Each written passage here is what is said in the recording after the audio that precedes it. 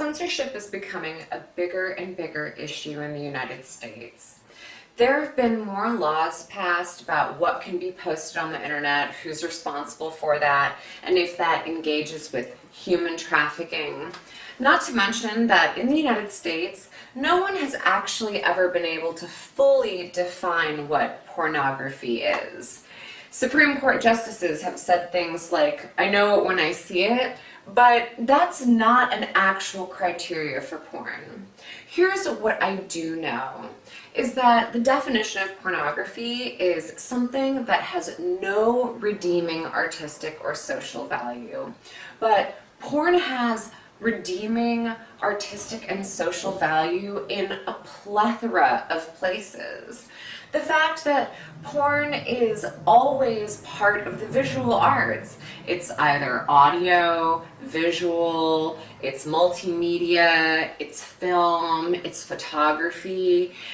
Porn is an integral part of all of the media that's ever been created. And even if you look at some of the earliest forms of art, those forms of art have been considered pornographic by different cultures and different types of people. There are temples in India full of naked figures engaging in sex acts, and that's not porn, that's part of their religious upbringing. There are statues from the Renaissance period that the Catholic Church has put little fig leaves over their genitals because they decided that human beings having genitals was pornography. But what is art? What is porn? And what is the difference? There isn't a difference. Art makes people feel feelings.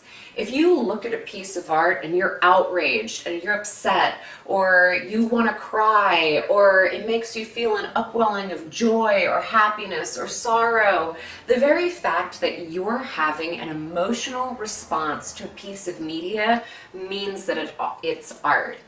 And for some reason, in Judeo-Western culture, the idea that the feeling of arousal means that something is bad or negative or inherently pornographic and not having any socially redeeming qualities is insane. Arousal is what creates children. We wouldn't be able to reproduce and create a human species without the feeling of arousal. Arousal comes in a lot of different forms. It's not always sexual. Sometimes it's arousal to your environment or physical sensation where you're aware of everything that's happening to your body. And yes, sometimes arousal is sexual.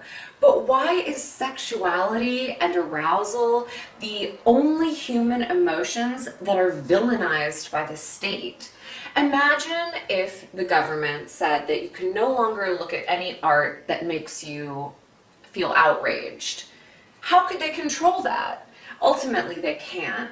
And that's why there really is an inability to censor pornography. You can try to censor the nipple, you can try to censor things that seem sexual, but ultimately our world is sexual, and sexuality is part of us as human beings. To try to neuter sexuality from art is to actually neuter what makes us human, and to remove a integral part of art, which is to arouse, evoke, and create an interaction with a human being through a piece of media. Does porn make people feel feelings? Absolutely. Makes them feel aroused, it makes them feel outraged, it makes them feel disgusted, it makes them think about society and feminism and gender roles and power. If that's not art, then I don't know what is. So stop the censorship. Let's stop pretending that the nipple makes something sexual or that nudity inherently implies sexuality. Let's move on as a human species where we can acknowledge that sexuality is part of what makes us human beings. And that's part of what makes art as well. So in closing, I'm Mistress Harley. I do make pornography, but my pornography is art. And I consider myself first and foremost an artist in the art of femdom.